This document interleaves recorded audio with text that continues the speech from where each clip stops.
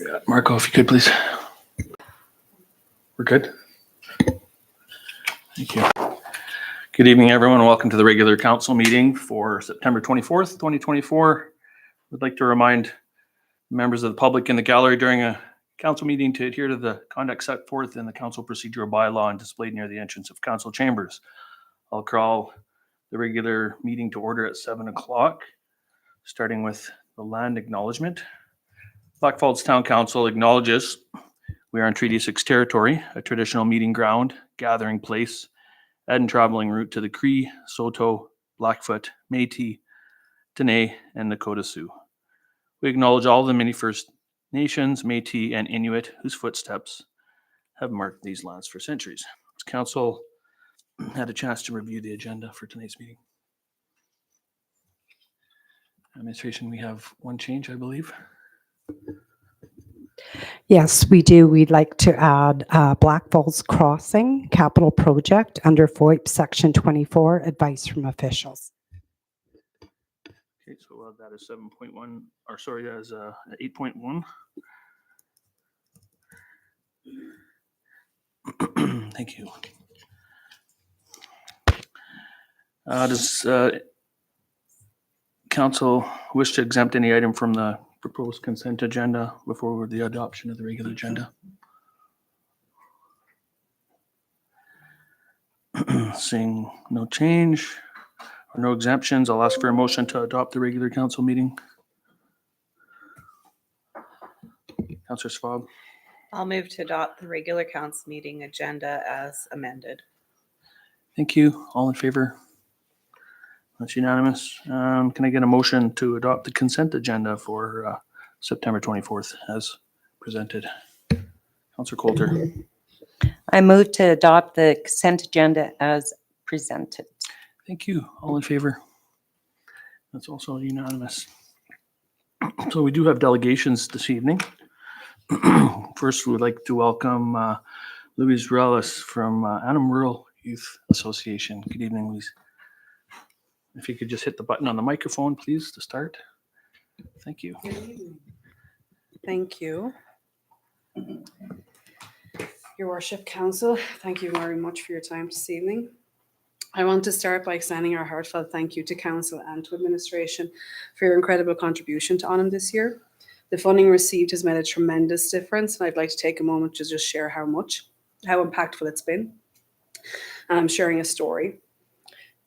This is my experience working with Annam. When I first met with Louise, I was 16 and at rock bottom. I had recently moved out of my parents' house, and my boyfriend of 2 years had cheated on me.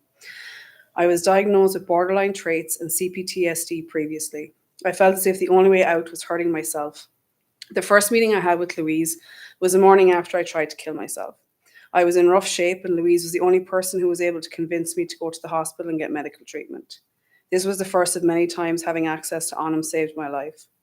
Over the last 2 years, I have seen multiple obstacles, multiple abusive relationships, suicidal ideation, addiction, and extreme feelings of worthlessness, just to name a few. With Annam's approach to trauma work, I have worked through and overcome obstacles that seemed impossible. When I was 17, I was sexually exploited and spent 2 months in the sex trade. The state I was in coming out of that experience is almost indescribable. Annam had given me a safe place that no one has given me before. I have moved past those horrific moments with the availability of Annam as well as other services that Annam has referred me to. In the 2 years Louise and I have worked together, I have grown more than I ever have in my life. She encourages me to be the best version of myself while understanding and accommodating to my trauma and needs. When I first started with her, I saw no future for myself. I felt mentally exhausted and in a state of constant anxiety. Now I see a future where I am happy and have a purpose.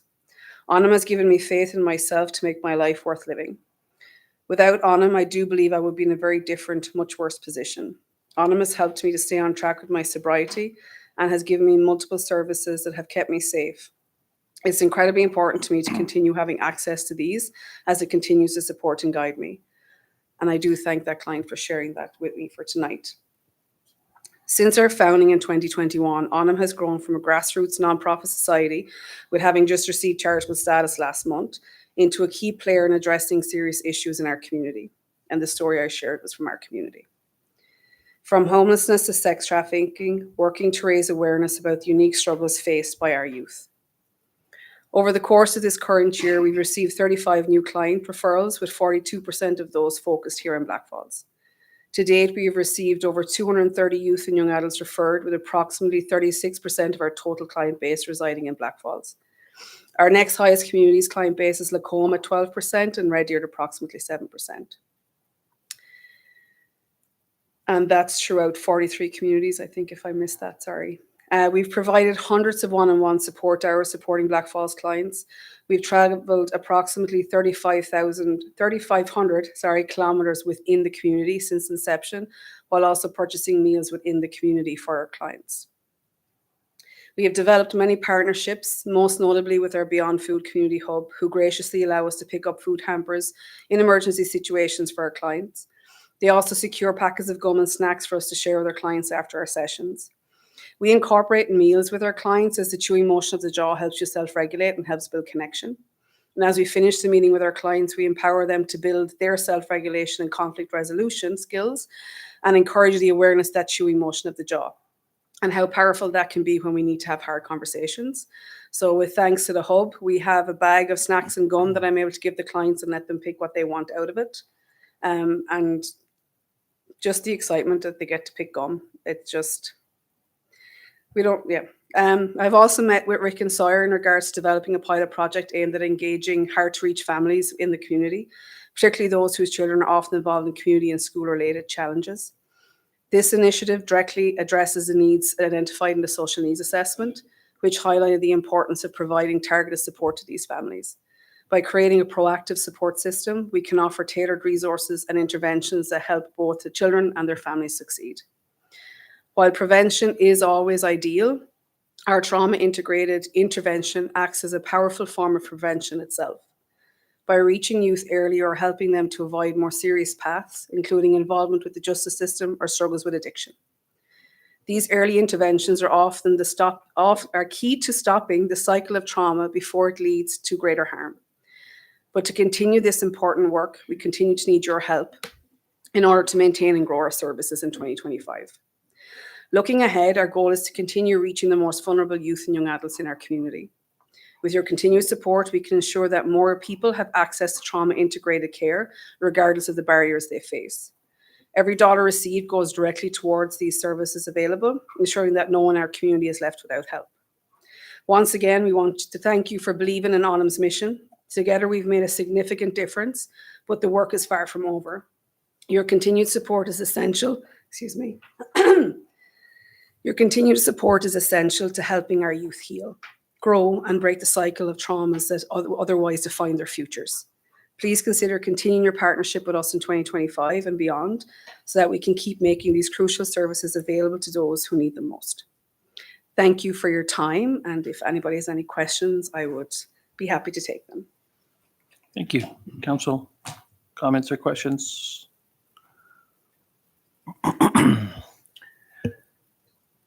Councillor Coulter. Through the chair, thank you for sharing that story. It sure brings to light the amount of work that you're doing.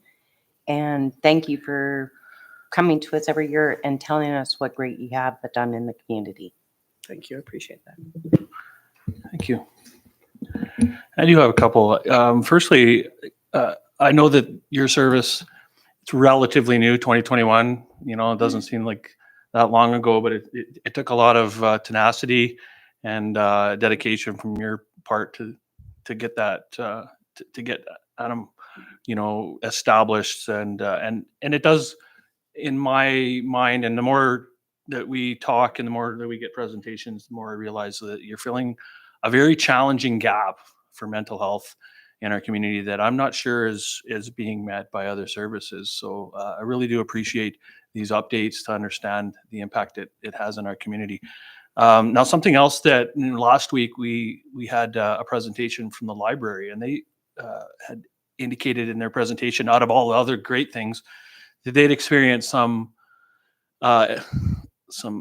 insight, had some insights and experience with people that were homeless or unhoused, I guess, is the more current way to refer to that.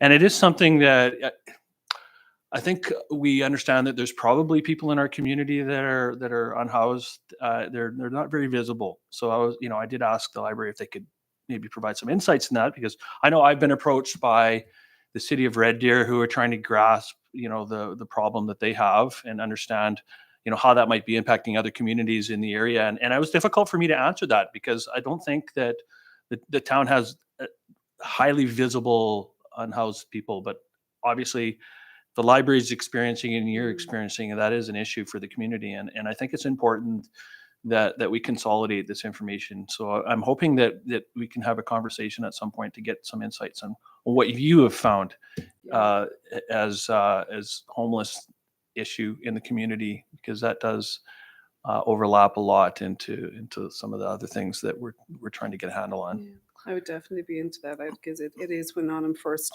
I think in the first 3 months of opening, I discovered 3 houseless in the community, and I did reach out to FCSS, and it is something that does go hidden. But I just, in recent conversations with another collaboration we're part of, Edmonton is experiencing like upwards of 40% of an increase in their houselessness. So it is something that is unfortunately rising, and just you speaking to it, showing that Blackfalds is wanting to get ahead of that game, wanting to find out what they don't know, that speaks volumes for the leadership of the community. Well, thank you. And in part and parcel to that, as you were involved in it's been a long time coming with the social needs assessment. I know earlier on you were engaged somewhat. That was adopted by this council fairly recently. And a lot of what you're doing, not just the mental health challenges, but now that we're talking a little bit about the housing issue, those are part of that study, and that's quite a high level. As you know, that's a high level. So now the next step would be, how do we implement some strategies to try and deal with these? So again, knowing what you have, the insights of what you have, I'm encouraging you to continue the conversation with the community, and I'm hopeful that we can reach out and maybe try and figure out some strategies based on what your experience is to try and get some actions that can benefit both mental health and in particular youth. That one was a really big standout in that social needs assessment. So I know that you're aligned with that. Your Adam is aligned with that as well. And I think it's essential to have partners. We can talk about it all we want, but we're limited in what we can do. We really need to align ourselves with organizations that can address that. And clearly you're boots on the ground dealing with that. So I'm hoping that we can have some alignment with that assessment and the activities that you have. So over this next year, hopefully less, we can continue this conversation, that we can try and come up with some strategies as one of the many partners in our community that are trying to address those social needs. So there is alignment. Community does align with that. I'm talking about it because I know that was featured in that social needs assessment. And since anytime I get a little cookie that somebody is mentioning, they got some insights on houseless and homelessness, we want to try and educate ourselves and try and be aware of what it is our problem is. So if you come across that, please encourage you to continue bringing that to the attention of FCSS, which will hopefully make it up to administration so we can start strategizing how we can better address this. Thank you. Any other comments or questions? Deputy Mayor Sands? Thank you. I just wanted to thank you for your presentation and the story that you shared with us from your client. And I think it just goes to show that you are, like Mayor Hoover said, you're filling a void where a lot of services right now aren't there. And for you to be able to work in conjunction with the community hub, shows two good groups that truly don't get recognized enough in our community for the good work that you guys do. So yeah, continue it up, because it's great what you're doing. Thank you. Thank you. Thank you. Thank you for your time. I very much appreciate it. Thank you, Louise. All right, next we are joined by Chris Keim from the Blackfalds Food Bank Society. Good evening, Chris. Again, if you just want to turn that mic on, please. Oh, this one. Okay. All right. So Somehow your You look red-faced. Steve It was Ora. masked in with Yeah, your I'm color. hot. Good evening, Honorable Mayor, Council. Thank you for the opportunity to present our work to you to be considered for the annual budget. I really, same as Louise, I just really want to express a great thank you for what you've contributed this past year. It has really allowed a lot of work to move forward and to be sustained. And so on behalf of the board, there's a great thank you. I know that we sent something, but to do it in person is another thing. So really appreciated it. It's following up with Louise is amazing because it's great to work in a progressive community that has agencies such as Louise, such as FCSS, that I think really set some of the standards that the community is establishing within the social area, the social needs area, that other communities really, I don't see, maybe they don't have the same demographics, but I don't see them measuring even some of the same, they're not hitting the same marks that really I believe that we are moving towards within the community of Blackfalds. And so I just am grateful for Louise, for Anam, for FCSS, for the library, for the work that is happening within this community. I think it's just a testament to the impact a small community can have and an example that it can set for other locations, even centers like Red Deer, which has much larger body. But I think that the work that we are doing on a measurable scale is quite substantial, even compared to all of the different things that they have going on. So leadership plays a large role in that. And so thank you for that. To be honest, I wish I didn't have to be here. I wish the food bank didn't need financial help. I wish that the food bank didn't have to exist. Unfortunately and sadly, that is not the case. Those who come to the Beyond Food Community Hub are people struggling in our community who are our neighbors, our peers, coming from all walks of life and all vocations. Each one has a unique story of harsh realities of poverty or food insecurity, hunger, financial hardships. And our programming, I believe, serves as a vital lifeline.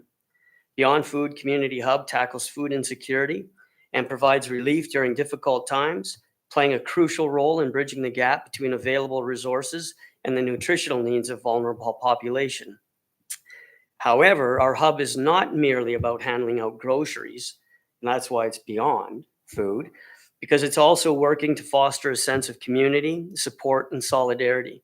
Volunteers, donors, and supporters come together, driven by a shared commitment to helping neighbors in need.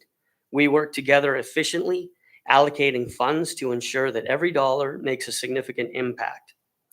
The reality of this year has brought new challenges that our community has not faced ever before.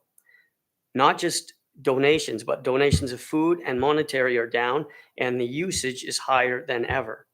But also, if you have further conversations with Louise in regards to the mental health aspect and the people that we see that are falling through the cracks that don't have like addresses or the necessary information to obtain some support, government support that is.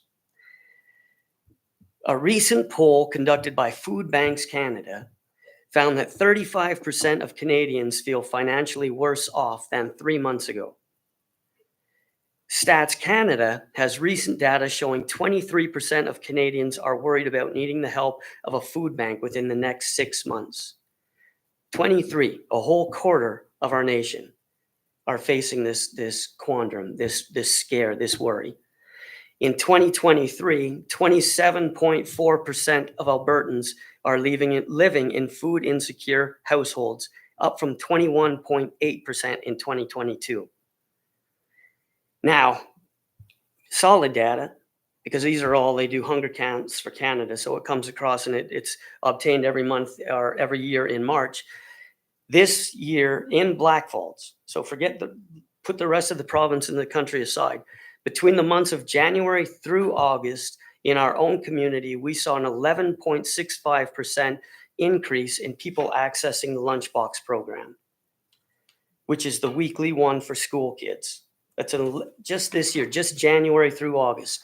And astoundingly, an 18.10% increase in people utilizing the monthly hamper program. Just in Blackfalds, just from January to August. And we're not even finished coming into some of the harshest months that we have. If you look at the data that's up there, if we look at the lunchbox first, you can see kind of the graph that goes along.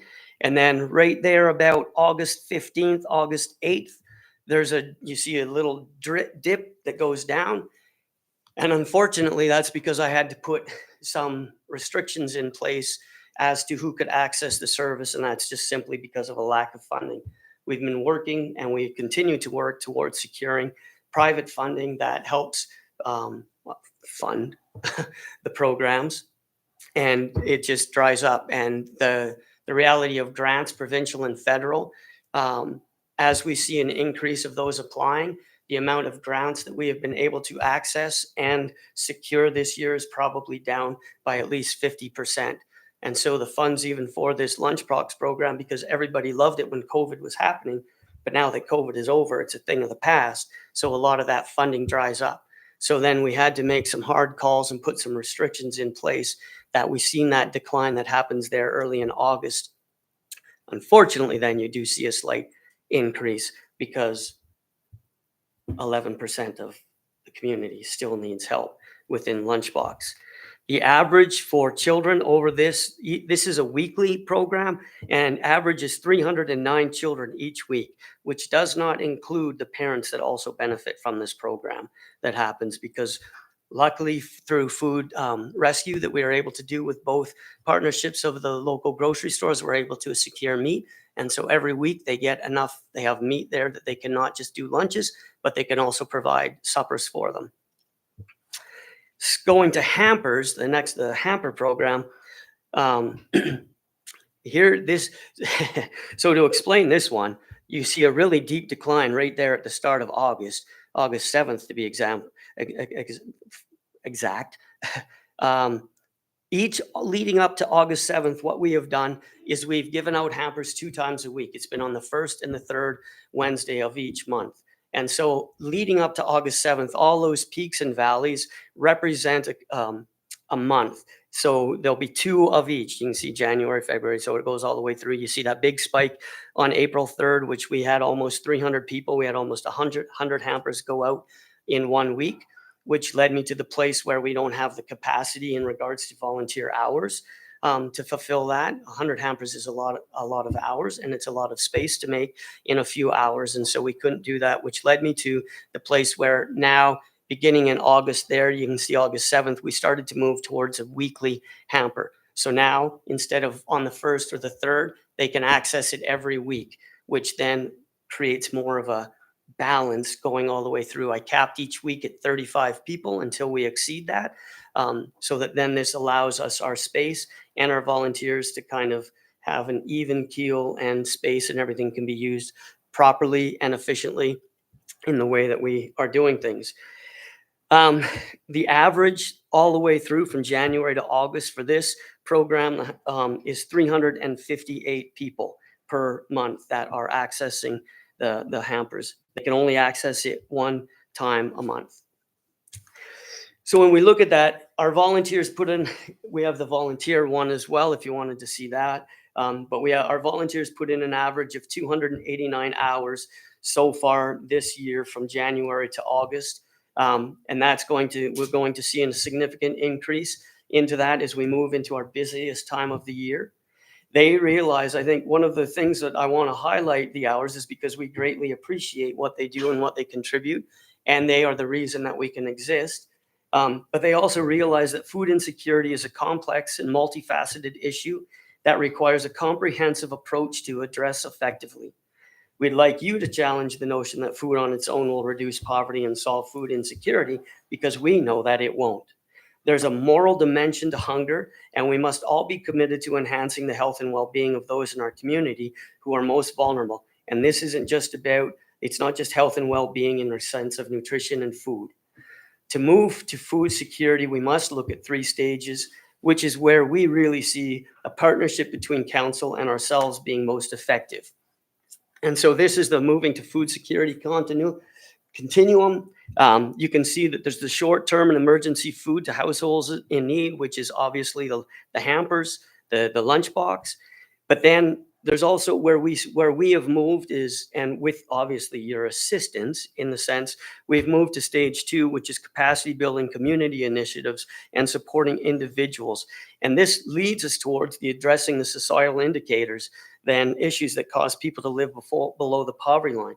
But I want to take a minute and talk about, we address stage 1, but stage 2 is where working with you as well as working with like agencies like FCS, the library, with ANOM, with the schools, the school social workers and the support workers, where we have a very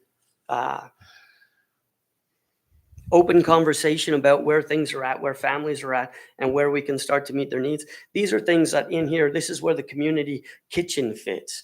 This is the area where like the affordable market fits. And these are, so the initiatives that we have started are in there, because it's not just pinpointing those that are in dire need. It's looking towards a broader community initiative that actually helps and can help break down financial barriers, food insecurity areas, mental health areas, that and through a collaborative effort.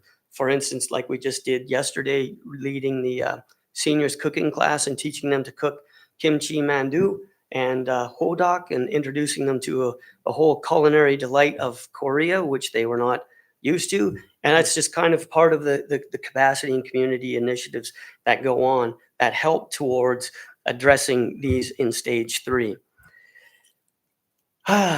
So what we have done in regards to this moving into stage 2 as well, with the lunchbox, as well as for the food hamper, that I wanted to address is moving towards choice.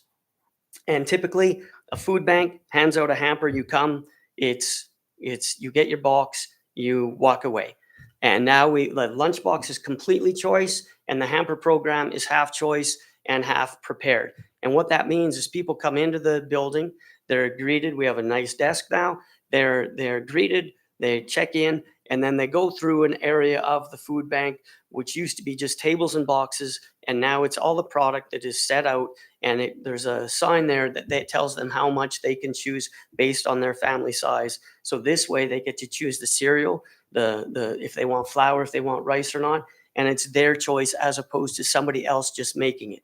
You see this kind of shift that we did years ago, even with the Christmas Bureau, when we moved it away from people donating toys to donating gift cards. It's the same kind of idea, where it's a community initiative where it empowers the family to actually choose what they want and what they want. Like, for instance, Christmas Bureau, buy for their children, instead of us people deciding what your child needs or wants or likes. So that's an example of what we have done.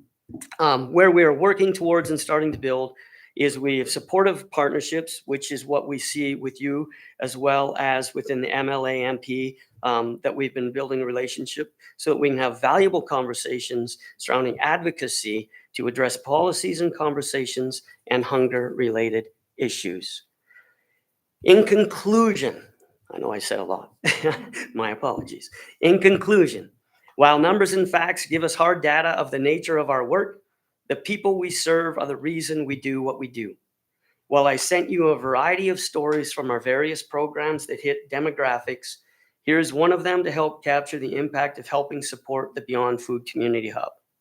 It's a single mom family B on your list. My family is one of the many in the community that have benefited immensely from having access to the Beyond Food Community Hub. Not only have we made friends for life through the program, but some of the stress of being sole provider for my children is alleviated. The biggest impact on our family has been the lunchbox program and the monthly food hampers. Having access to food weekly and monthly to help keep my kids not only fed, but eating healthy has been a great help. I have also been able to attend one of the cooking classes where we were taught to make and take home an amazing meal for our family. It was such a great experience, and I look forward to, hopefully, attend more in the future. I have never felt judged and have even seen the care and love the members of the Beyond Food team have put into providing these amazing programs to our community. I will be forever grateful to the Beyond Food Community Hub for everything they do for the local community, and the support in so many ways they give to people is immeasurable and will not soon be forgotten. My family and I appreciate everything they do. Thank you. Thank you, Chris. Does council have any comments or questions for Chris? as usual. I always do. So I thought it worked really well. Actually, thank you for administration for having both Onum and Beyond Food tonight, because they align quite a lot in digging into this for this meeting. As I did with Louise, I got back into the social needs assessment just to see where this aligns, especially with that graphic that you had regarding moving to food security and that stage 3. You've addressed your for a long time have been addressing stage 1 and stage 2 as kind of an expansion and broadening the scope of what you do. But stage 3 is really where we come in, I think, and where I think that and that social needs assessment, it's very similar. It's just trying to address those root causes. And I think we all know that one of the big root causes of food insecurity is the fact that housing affordability is impacting a lot of people's bottom line, and they're having to pay rent rather than being able to afford groceries. So municipalities are challenged with this. There's limited things that we can do, but again, the more organizations that we can align under the same effort, the better the result is going to be for the community. We recognize how much Beyond Food does for our community to deal with the root causes, or at least some of the results from that root cause. That's something that we can't do on our own, and we need partners like the Food Hub, the Food Bank, and Beyond Food to address that. And I think that needs to continue. And the conversation about some of the challenges you might have. I know fundraising is always one. We can't check that box off for you, but we can carry the torch to try and get some of those addressed. For example, FCSS funding, Alberta municipalities, which their convention is this week, and we'll probably deal with that in resolutions. One of the big resolutions is to try and get an increase in FCSS funding so that we can pass that on to our organizations in our community. Federation of Canadian Municipalities had a resolution to deal with stable funding for food banks because they recognize that the needs have increased. Well, one thing that came out of FCM this year, which I don't know if is an issue in Alberta or your food bank, but in some other jurisdictions it is that they have the opportunity to get food from markets and some of those vendors that provide it, but there's limits to what they can provide. Are you aware if that's an issue in the province? Yeah, it's we are able to access some of it. It's very minuscule in scope when you look nationally, simply because of our geographical location. And so that a lot of the large programs are even Red Deer has minimal access to some of those programs, in as much as like even Calgary or Edmonton. Fortunately, we do have some relationships even out of the market that Food Banks Canada has established with like Wholesale Club, which we're fortunate to have one in Red Deer. And so that's probably one of the biggest ones that we can access is there, which allows us to stretch our dollar from about, for every dollar donated, probably to $1.75 to $3 of purchasing power. So that, that's one of the areas that I think that especially council can carry the torch and help communicate, is if there's regulations, there's legislation, there's policies and practices that limit, how you can get, maybe not so much money, but how you can access more food from different industries that maybe are restricted. So if there are thoughts that you have, if you can bring them to our attention, we could maybe even formulate a resolution with one of these bodies to try and get that addressed once we're involved, or once we're aware of it. We're just not necessarily aware of what other legislation might come about. So we would like to have that. And again, just like I said with Louise, any overarching things that overlap with our social needs assessment, we want to keep that conversation going. But in the meantime, I think that this council, this community has demonstrated pretty high level of commitment to the Beyond Food, and we'll try our best to continue that within our own limited means. But I think the best thing we can do is just carry the torch and pass on that message, and as loudly as we can at the other bodies like the FCM and Alberta municipalities. And we have those opportunities. We hopefully, if it's something that comes up this week, it'll be current in our head. So sounds good. Keep us in the loop of things that are challenges. Yep. And I think something else that might come up is some of the dairy industry that's coming to the area. We might be able to, maybe we can make some connections. Maybe they can be a supporter, since that industry is now also going to be able to grow their quotas and in this area. Maybe they can be a supporter. Yeah, we run into issues like we've been working this, like even with the ag world, right? There's a lot of policy and like Food Banks Alberta, Food Banks Canada have way more jurisdiction that cover the whole province and stuff. And so we've wrestled with some of these issues. And so although I'd like to be optimistic with the dairy, there's other jurisdictions at work sometimes that might cause us heartache. Yeah, definitely Just, yeah, challenges. so- We can hopefully partner to try and have a Yeah. louder voice and try and overcome some of those challenges. But for Awesome. speaking for the community, thank you for everything that Beyond Food and all your various programs do for the community, and keep up the good work. October 5th, fundraiser night, empty There you bowls. go. Drop any hints there. What's going on? Okay. Thank you so much, Chris. Thank you. Thanks for taking the time. All right. Thank you. Now we do have another delegation, but I don't see anyone here in lieu of Rod McWilliam this evening. I do not see, so we'll see what happened there. We do have a business item as a result of that. I know a little bit, but thank you. So we have no, that's the end of our delegations then as a result. We have no public hearing. Moving on to business items. Item 6.1, request for decision on McWilliam Corp delegation that didn't come. Thanks. So Mr. McWilliam from McWilliam Corp requested a letter of support from the town to include with an application to CMHC Affordable Housing Fund. As such, administration requested that he attend this evening's meeting as a delegation to put forward this request. So we had hoped that he would be here. He isn't. But under the discussion, the Town of Blackfalds 2024 to 2026 midterm strategic plan identifies providing a diverse range of housing to meet the needs of residents as one of the town's top 6 priorities. It has been identified that there is a need for affordable housing within Blackfalds, and as such, administration is recommending that council agree to provide a letter of support. So I may let Mayor Hoover speak on this as well, since he did approach you. So if there's anything more you'd like to add. Thank you. Yeah, not a lot to add other than the fact that that we have supported these applications in the past. I think we just had a successful application. It was in the media. It was in, I think, Central Alberta News, and I don't remember the organization, but so we did provide in the past a letter of support that has led to success to get funding, which is a benefit to our community. So I think that precedent's already been set. So unless there's something dramatically different about this application, but it would be nice to have Mr. McWilliam here to answer questions.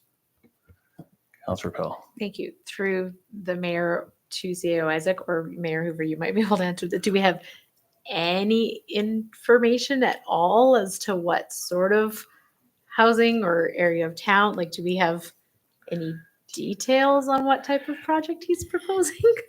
Well, these are the Valley Ridge area structure plan, all those rental units that are going in there. Initially, they're looking at, I think it's a 70 or 80 unit. I see planning a little more, 90, something like that. I know there's a couple of them that were going in. I wasn't sure which one's going first, but the first ones going in are a larger complex as opposed to the later phases, which I think are like 4plexes, 6plexes. Gotcha. Okay. Potentially another. I don't know that that's been panned out yet. Does planning and development have anything to add to that? Thank you, Mayor Hoover. You are correct. It is the Valley Ridge Estates. It's the development that is immediately east to that undeveloped or that currently being developed portion of Vista Trail. And I believe it's 100 units in total. And it's a townhouse complex of 17 townhouse buildings. And there is some basement units in those. Yeah. So that was part of that area structure plan amendment that was before you before. Perfect. Thank you. Yeah, Sure, thank you. that was the same. I just wanted to. Now, the benefit of gaining the federal funding for this, the CMHC program, I don't know exactly which program it is. There's the Rapid Housing Initiative, and there's, I don't think it's a Rapid Housing. I think they missed the boat on that one.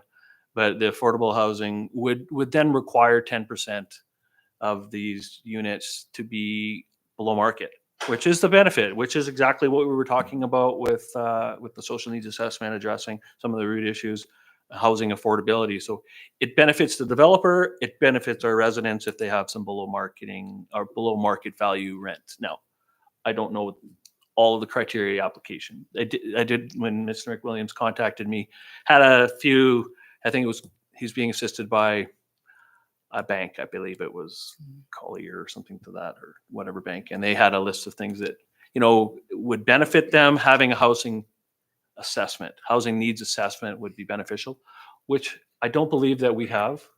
Social needs assessment would be the high level that addresses that. Yeah. But that said, that's also something that came up recently with me this week with regards to the seniors housing project. We would need to do a housing needs assessment to move forward on applications with regards to that too. So there may be an opportunity for us. I can send a link to administration that there's one that can be done to meet that program. I don't know whether or not it would meet the federal program or not, but they do align. All these things do tend to line up. So my question though for administration, I felt like Mr. McWilliam had a sense of urgency with this of not being here tonight. I'm hesitant to just say, let's defer this. Deputy Mayor Sands. That's exactly what I was just going to bring up was, I know there seems to be a lot of questions and whatnot. It would be nice to get some details from him as well, but yeah, if there's a timeline that's needing to be met, then I am in favor of it. I will say that I wasn't given specific detail on what the timeline was. I got the sense that sooner the better, but I think if we have questions, the onus isn't on us to make a rash decision on this without having answers to that. And he's the only person that can answer that. So I personally would be comfortable to put this to another meeting and give Mr. Williams an opportunity to come as a delegation again. Would that be pushing it, or? Yeah. Yeah, I think when I spoke with him, I fully expected that he was going to be here. He didn't have a concern with coming forward. I do know that there are timelines to be able to get these applications in. At the end of the day, I think we're not committing to, the only thing that the town is saying that we're supportive of having affordable housing. We're not in partnership with the individual. We're just saying that the town supports us because there is a need.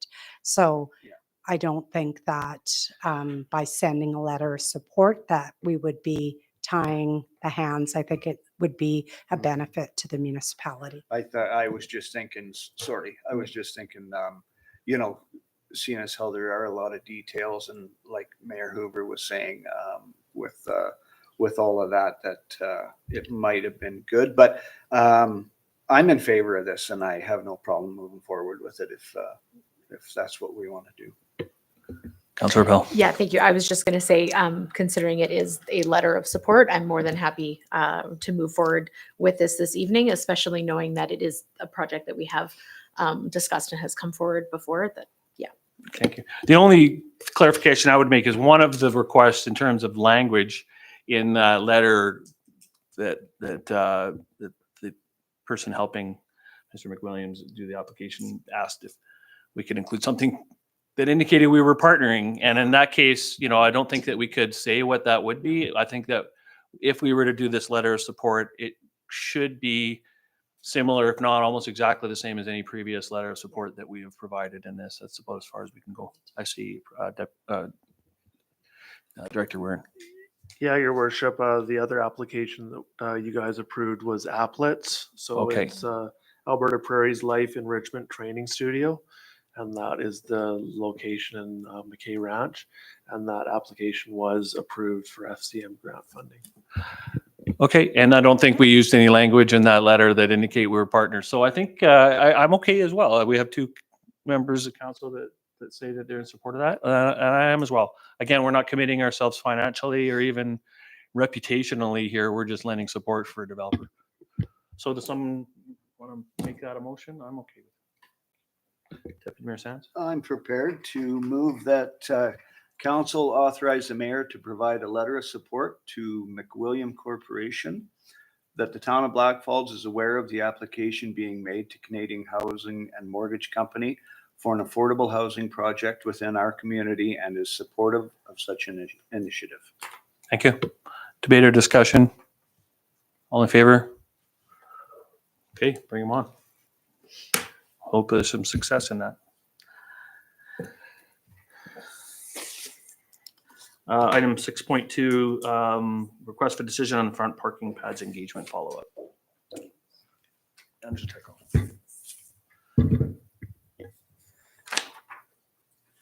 Good evening, Mayor Hoover, members of council.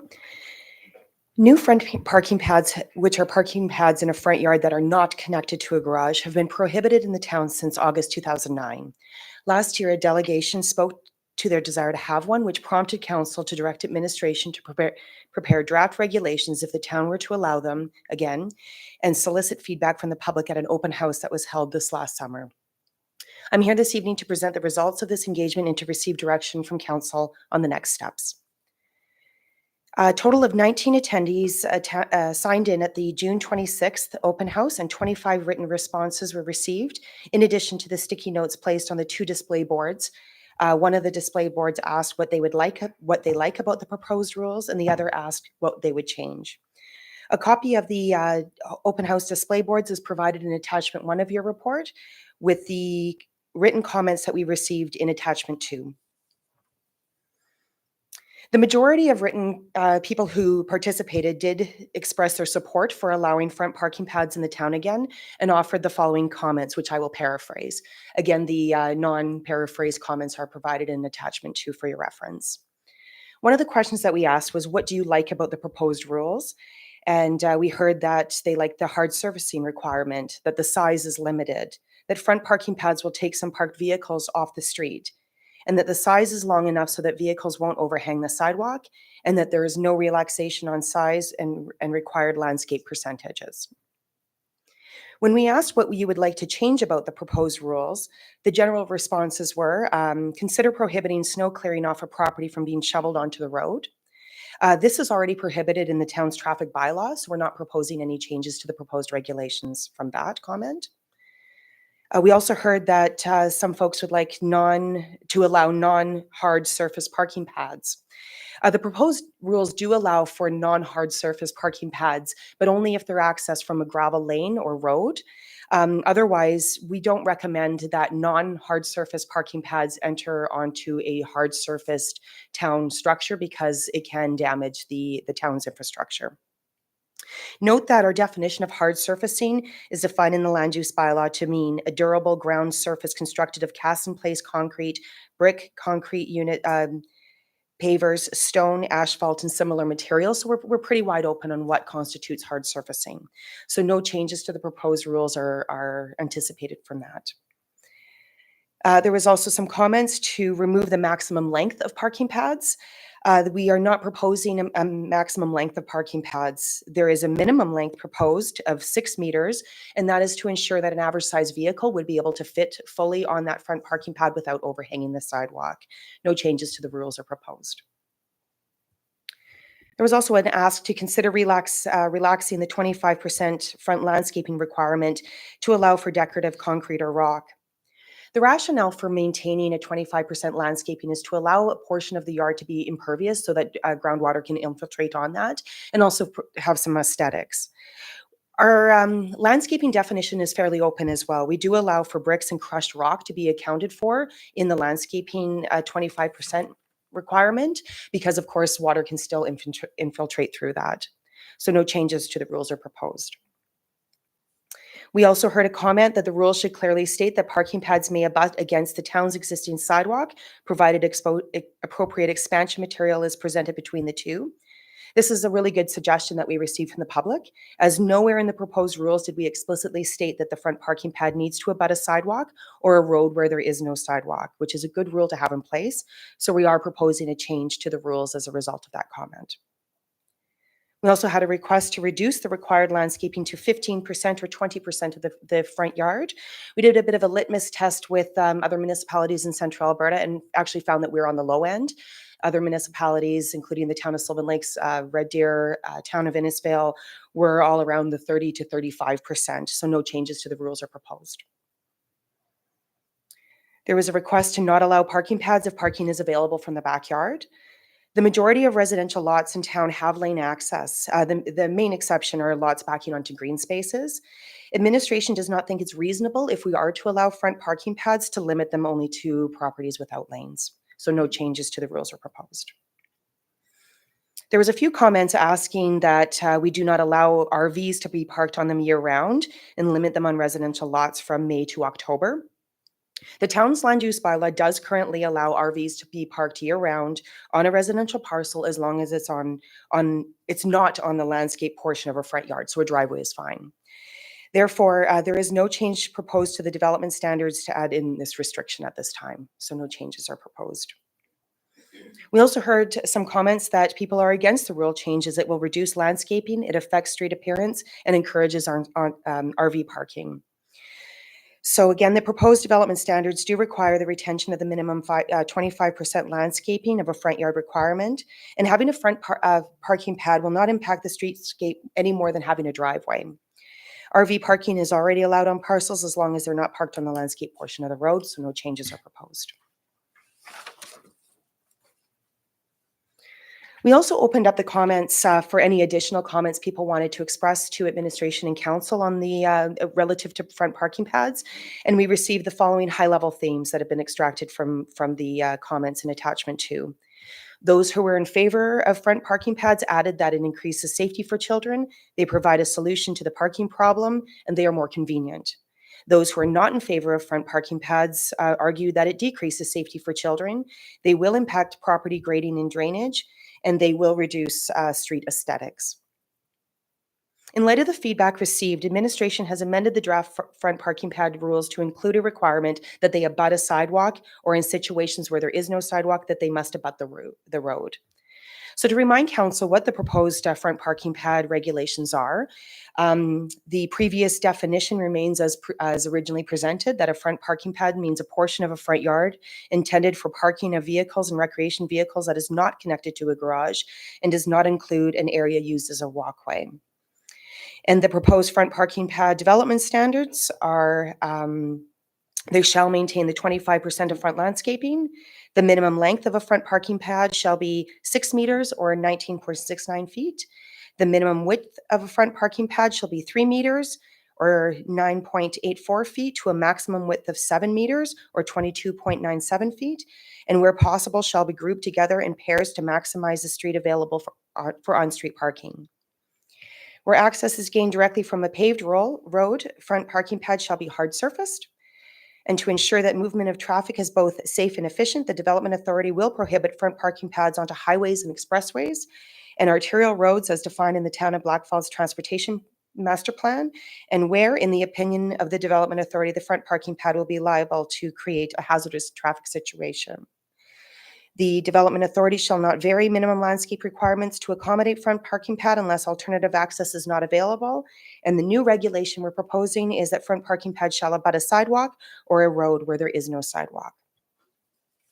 So the administrative recommendation before council is that council consider the following motion: that council direct administration to prepare a land use bylaw amendment for first reading to allow front parking pads in the town of Blackfalds based on the proposed development standards as presented.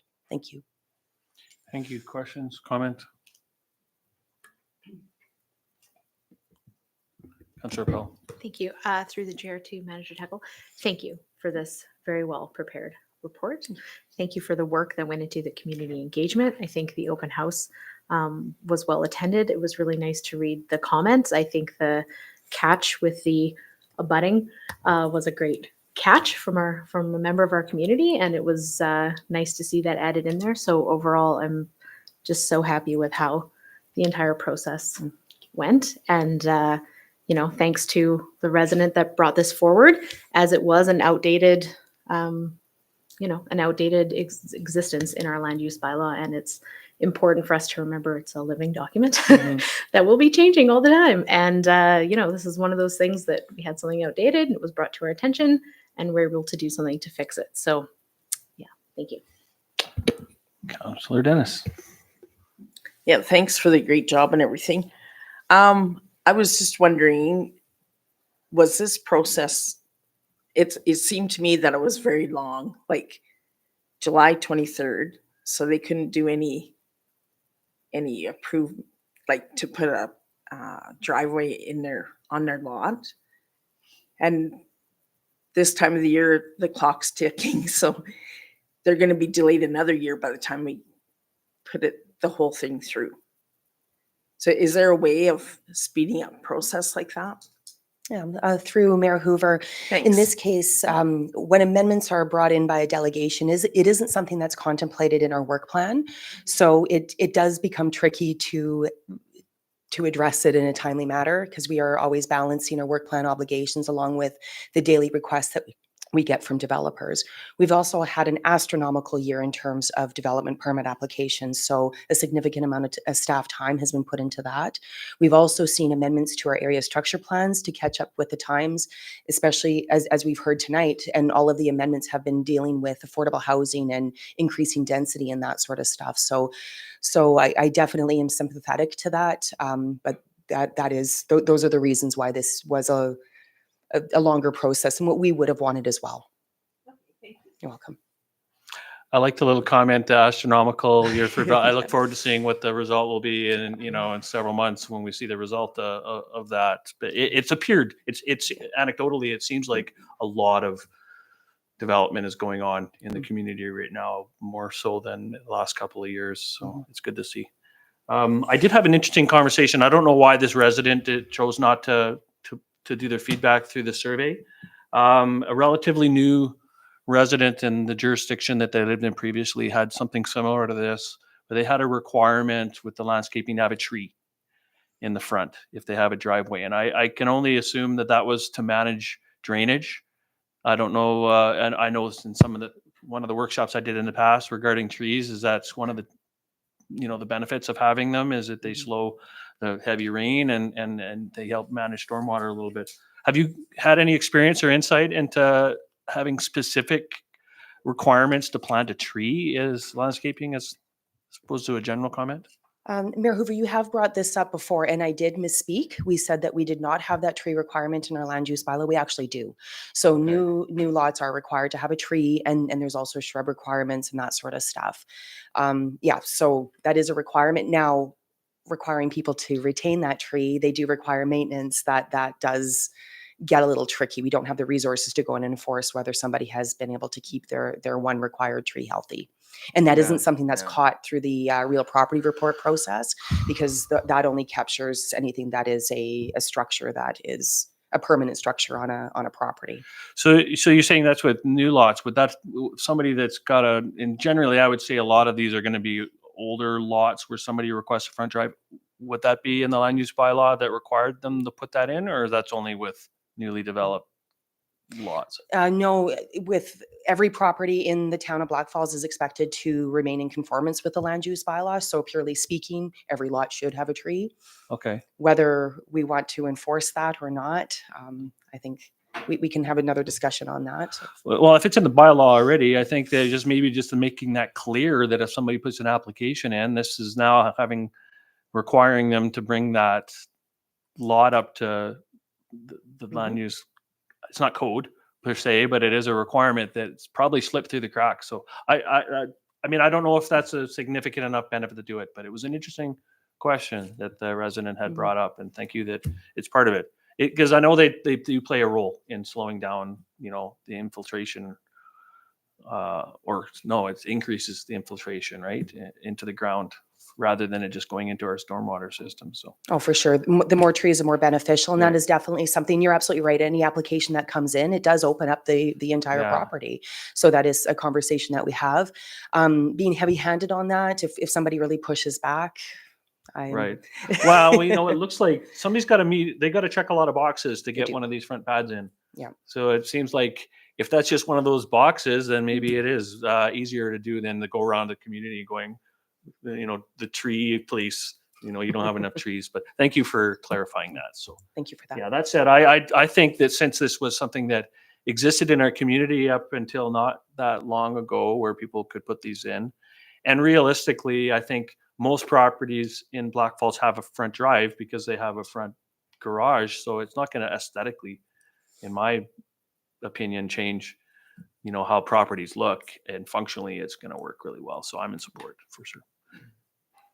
Deputy Mayor Sands. I think also with the 25% required landscaping out front, I for my own personal, I went outside and I well, I wanted to see this, right?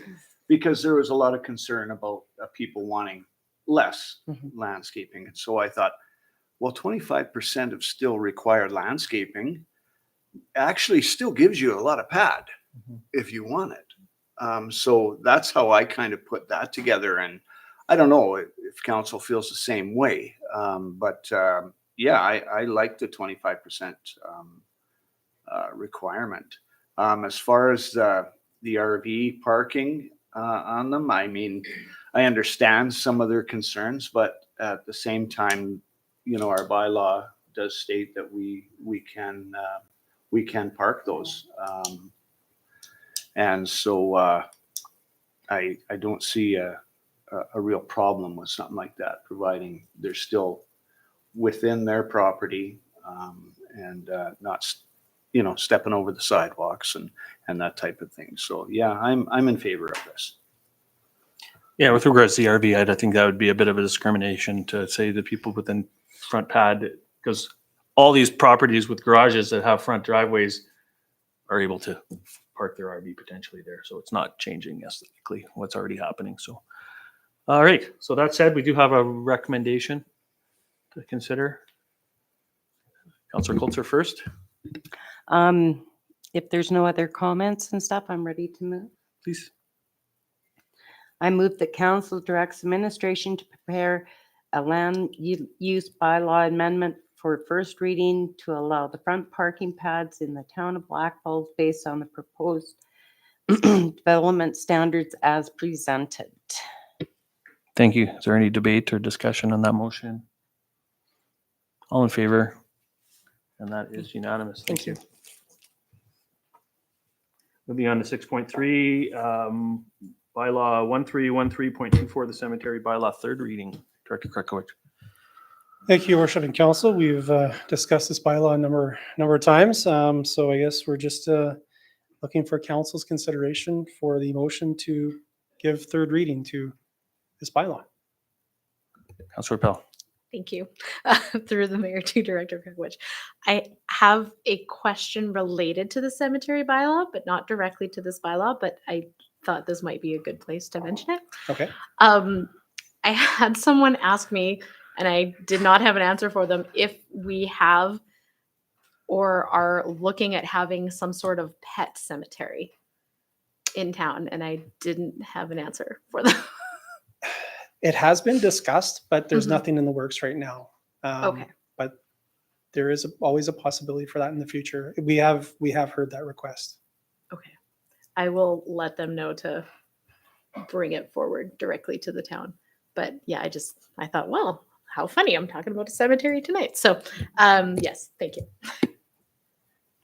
And just so I'm clear, because one of the things I think it was Councillor Pell raised as a concern, and I think it was to do with the columbarium and the engraving.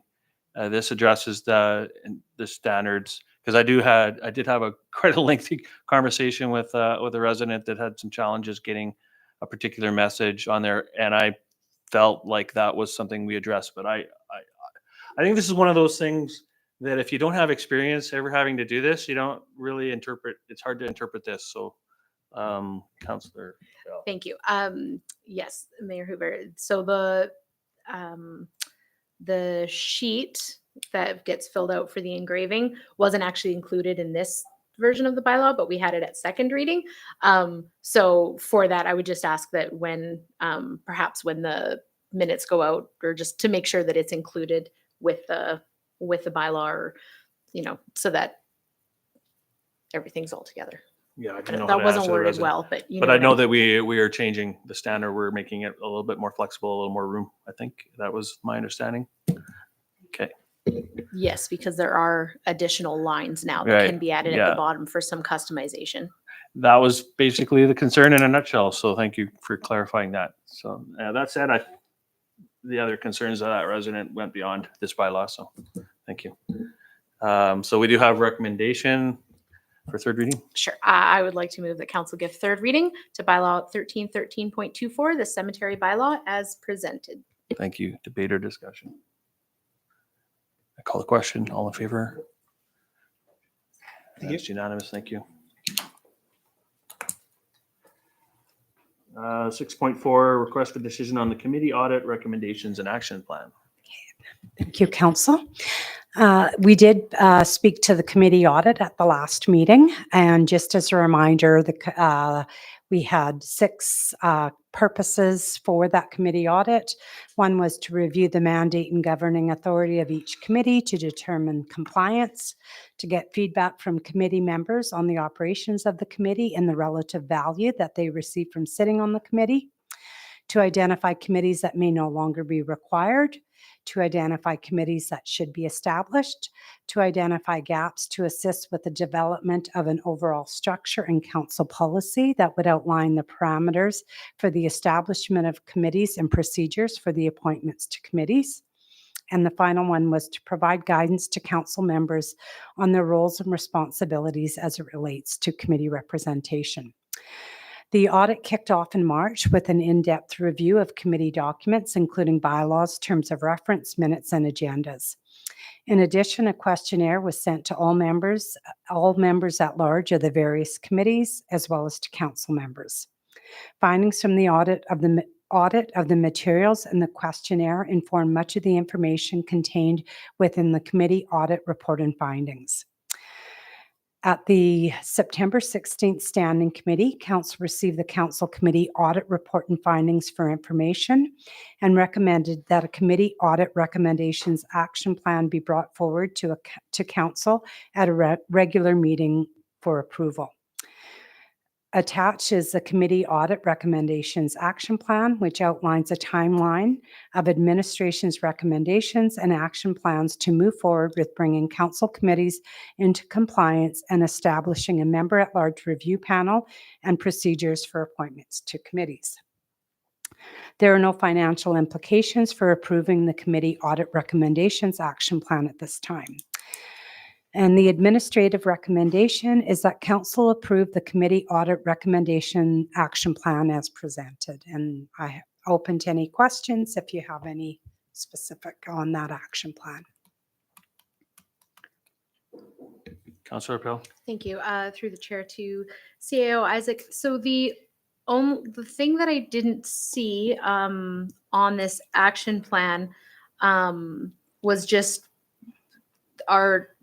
to further our discussion on boards that are ready to be dissolved or disbanded or merged, what have you.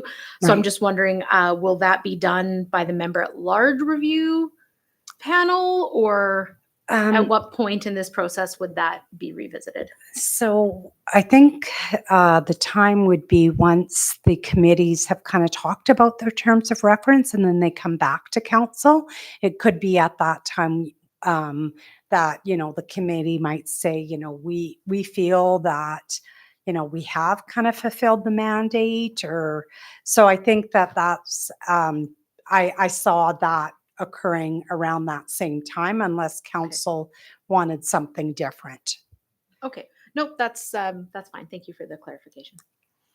I thought it was general enough that once we form these committees, that'll probably be one of the first orders of business for that council committee, even before the member at large committee decide, based on what we've already done, what more needs to be done at that point. But I appreciate that we have a pretty good roadmap here. A lot of this I've seen, this emails going around past this week, you're almost ahead of schedule, I think, on some of these things. You're prepared to meet those for sure. I've seen it. The one that I saw that I would have a question, since Director Morrison is here, regarding the policing. Sorry, I don't know. Anyways, it was going to rewrite the terms or something, and I wonder what the Policing Act, how that has that been resolved yet by the province? I know that was a long time coming. I wonder whether or not we have that and how much impact that might have for us to write our, to make any changes to the policing committee.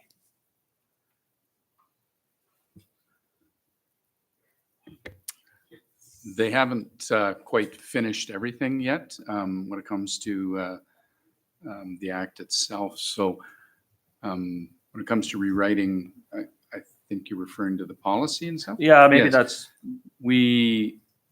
It's written and it's conforms to the current guidelines, and realistically, from the way I understand it right now, Blackfalds is kind of ahead of the game when it comes to police committee, because now the new act is going to require all municipalities to have a policing committee. So we've already got one in place, and the changes will be not overly dramatic for us when it comes to the act actually coming into fruition.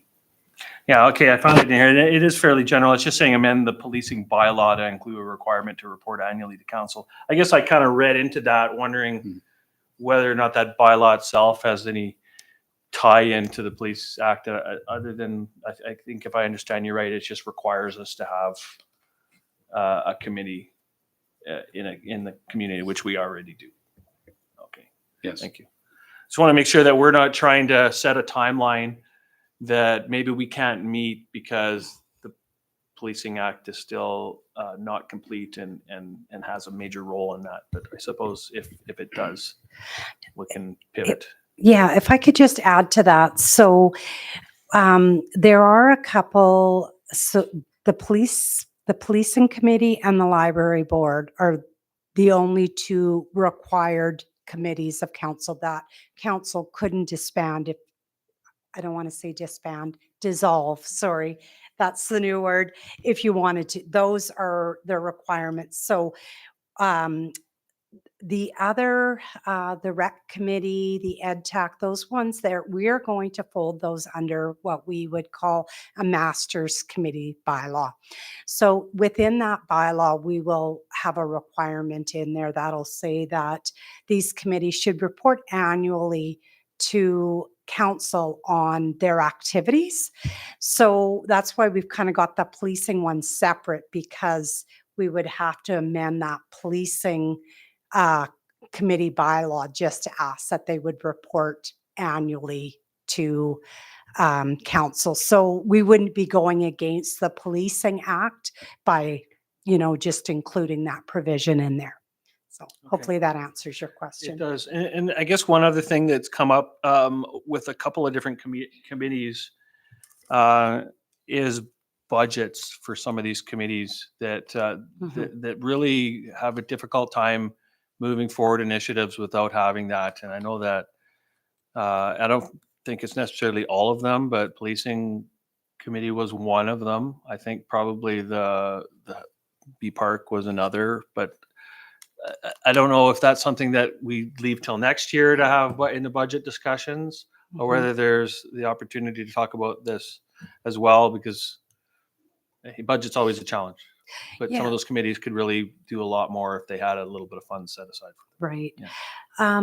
I think council could, if you wanted to set aside a certain amount within each, committee for, certain initiatives, but I think it would be important to know what those initiatives are going to be. So by having them come annually to talk about some of the things that their objectives moving forward, then I think that helps council feel comfortable in setting aside budget funds, because you do know what they're going to be used for.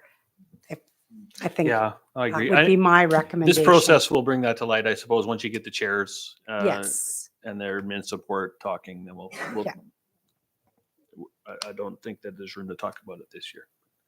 Just thought it'd be remiss if we didn't, because I know that we've had that, not with all the boards, but a couple of them have really said, look, if we had budgets, that would be beneficial. And that would be built into the terms of reference, so they wouldn't have a generic term of reference in that case. Okay. Right. All right, thank you. So looks great. This is very easy to see the path forward here for this study, so thank you for that. So any other questions, comments? If not, we do have the recommendation to accept the procedures. Councillor Savab. I'll move that council approve the committee audit recommendations action plan as presented. Thank you. Debate or discussion? All in favor? Thank you. Next item related to that is rescinding, request to rescind the policy 147.20. Thank you. Policy 14720, Council Board Committee Policy and Procedures, was adopted in 2020. At the September 16th, 2024 Standing Committee of Council, Council received the committee audit finding and report for information. One of the findings of that report being that the member-at-large appointments run from January 1st through to December 31st, as opposed to from the organizational meeting of council each year to the following organizational meeting of council. The procedure for this policy outlines that appointments will occur at the organizational meeting of council. In addition, there are a few sections, including the establishment of the Subdivision and Development Appeal Board, the Intermunicipal Assessment Review Board, and the change to the Municipal Government Act that no longer specifies that the mayor is ex officio of all committees by virtue of office. So those are some of the reasons why we're rescinding this policy. As the current committees of council are established by bylaw or resolution, and the MGA provides authority for council to establish committees, administration is recommending that policy 14720, Council Board Committee Policy and Procedures, be rescinded. Administration will be working on a master committee bylaw later this year or early 2025 that will outline the structure and appointment procedures along with other relevant information. There are no financial implications to rescinding of policy 14720. And the administrative recommendation is that council rescind policy 14720, Council Board Committee Policy and Procedures. Thank Any you. questions? Questions, comments? I think we've already taken actions that stray a long ways away from this, so I don't know. I think it would be very messy if we didn't move forward with rescinding this. So that said, is there somebody that would prepared to make a motion? Deputy Mayor Sands. I'll move that council rescind policy 147.20, council board and committee policy and procedures. Thank you. Debate or discussion? All in favor? Thank you. Unanimous. 2 check marks off the action plan. Yeah. One day. In one day. 10 minutes. Well, that's already done. I bet you a couple more are going to go right because they're lined up, ready to get knocked down. 6.6, requested decision on council committee's member resignation. Thank you and good evening. On September 9, 2024, a resignation was received in the form of an email from Cliff Soper, resigning as a member at large effective immediately from the Economic Development and Tourism Advisory Committee, and as well as the Family and Community Support Services Board. The EdTAC terms of reference state that the committee is to be comprised of a minimum of 8 members from the public at large, in addition to the required 2 members of council that are appointed annually. These members at large are required experience or passion for business, innovation, and economic development. The FCSS bylaw states that the board shall be comprised of a minimum of 8 members to a maximum of 10 members, comprised of 2 appointed council members and up to 8 members at large, more specifically 5 to 7 Blackfalds residents and a minimum of 1 Lacombe County resident. These members at large require a passion for representing the broad range of family, community, and preventive support services.